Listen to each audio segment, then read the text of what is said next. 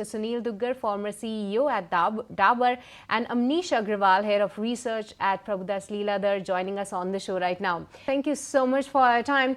Sunil, let me come to you to have your take. What's been really happening within the consumption basket? Because of late, from February onwards, we have been talking about that push for the consumption basket coming in on the back of the tax cut. But there's a lot of uncertainty regarding the tariffs as well. Back home, how do you see the consumption story moving up ahead in India, and which segments can do the best? Let's stick to the staple space. The discretionary segment behaves very differently, and I won't get into that. And staples, it's a very polarized situation. Rural continues to power ahead, and I'm seeing the traction actually improve, especially if a good monsoon happens. Urban continues to lag, and there are issues with regard to the disposable incomes in urban households. So I think most companies have put their numbers into place for next year, the budgets, and I suspect they would be looking at double-digit growth in terms of volumes, powered by rural. Amnish, let me come to you and get your view. Actually, when you talk about the entire consumption space, a lot of positive triggers now actually coming together for the entire consumption space. And no doubt we have the big bonanza in the tax, the fact that now we are in an interest rate cut cycle regime, hopefully that if that's how it pans out. So what do you think would be the key catalyst that one should watch out for in FY26 when they are looking at the entire consumption pack? Yeah, hi. So, you see, as far as your consumption pack is concerned, from the last, I think at least 2 to 3 quarters, so we are already witnessing that demand for staples is improving more so in the rural India. So, rural growths are ahead of the urban. But having said that, one needs to go slightly deeper into what is happening on the urban side, because the sudden spike in inflation hit everyone towards the second half of September, partly because of prolonged monsoons, partly because of sharp uptick in inflation, duty on edible oil. So there were, I would say, multiple factors which contributed to a sharp spike in inflation, and consequently the demand over the last few months have been very tepid. That is one part of the story. The other part of the story is that today the scenario is becoming hyper competitive. Say, because of quick commerce, because of multiple avenues of distribution, today there are n number of brands which are available off the shelf. And so that is why if I go by, say, some of the, you can say, market research data, or if I go by just the growth rate of listed companies, so that might not be the true representative of what is happening on the ground. But nonetheless, if you look at, say, past few months, I think the scenario is looking better, more so on the rural side. On the urban side, because of the tax cuts, because of inflation cooling down, now there is hope that the demand will stabilize, and maybe by the time you can say June, July, the demand there should also start improving. So from that angle, I think things are looking better in FY26 than what we have seen in the past 3 quarters in particular. But Amnish, if you were to pick up a category and, let's specifically talk about food, because that's where you have everything from price consciousness on one hand to premiumization on the other. Who do you think is winning the battle here? Here, the hyper-local players, you see, they play a big role, and one has to look, say, from category to category. For example, you look at, say, something like your biscuits, where Britannia operates, always hyper-competitive. You had always local bakeries, regional players. Okay, so in this kind of a category, yes, new players have come in. Yeah, but if I go today to quick commerce, do I see another 10 to 15 brands? The answer is no. Say, for example, another large category, you look at, say, instant noodles. Today, if I go there, you are about all types of variants. So I think foods is becoming now, one needs to dissect it into much more number of, I would say, segments first, and then it also depends upon that the fastest growing distribution channel in the country, quick commerce, how much is the disruption over there? Because there are a few categories in particular.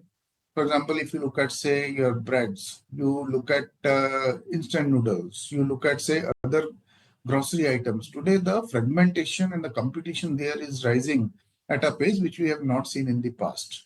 But nonetheless, food as such has got a big scope of growth in India.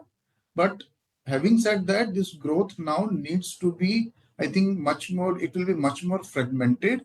And the growth rates will also depend upon the category, the salience, and the particular actions which will be taken by respective companies. All right, but Sunil, the competition is just increasing, is what Amnish has been highlighting. And since you just told us that you are anticipating a double-digit volume growth, but help us understand what's your prediction when it comes to the pricing? Because of late, because of the competition, because of the high input prices, the pricing power was not there with the companies. But as we are seeing the macro data, the food inflation specifically has cooled down significantly. Do you believe that going ahead with this cool off and with the industry prospects now looking good, the pricing power is also expected to come back? You've touched upon a very good point. And I think what is not a good sign is the margin outlook for staple companies, especially food companies. The input costs increase continue unabated. The key raw materials like palm oil are up 40%, wheat is up, tea and coffee prices are sharply up.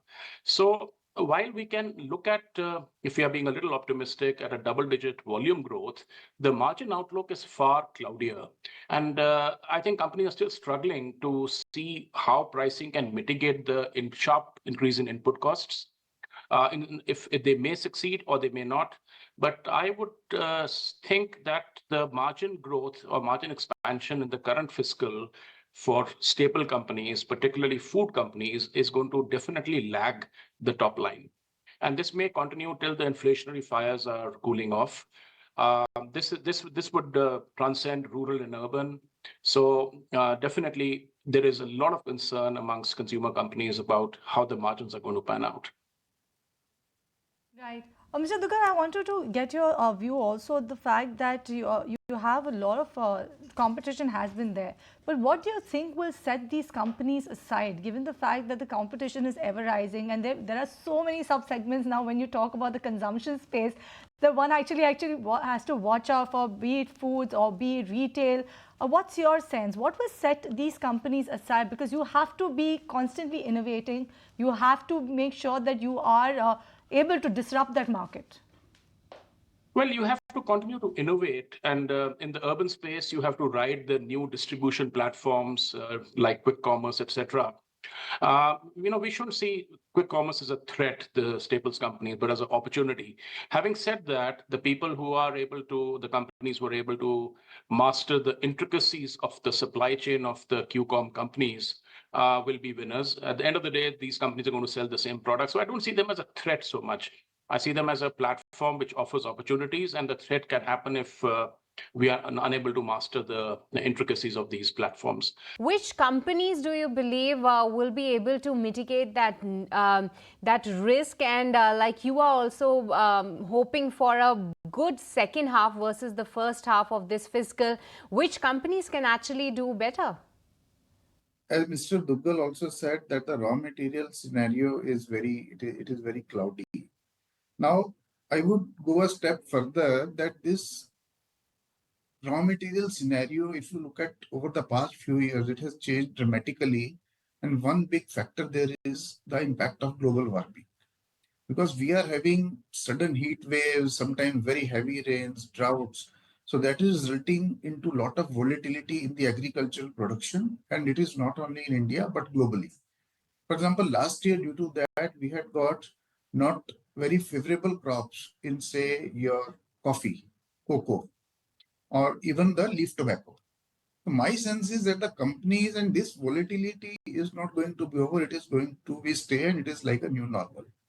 Now, in this kind of a backdrop, there are, if I look at, say, the inflationary scenario, then the companies which had suffered last year because of the high inflation in raw materials, may it be Britannia, which suffered in case of, say, wheat, which suffered for palm oil, or company like, say, an ITC, which suffered in the cigarette business because of, you can say, sharp increase in the leaf tobacco prices. I think now with the, you can say, some sanity coming in the pricing and all your high raw material base already there in your margins and the reported numbers, I think these are, you can say, some of the companies where you could see maybe towards the second half of the year, maybe one quarter down the line, some sort of a stability and improvement coming in. But in a lot of commodities where you see, we need also to look at that over the past 5 to 7 years, the companies have increased their margins. Practically every company today is sitting at 5 to 6% higher margins than they were, say, around when your GST was implemented, maybe 2017-18. So today, for majority of companies to expand margins from the current levels is not possible.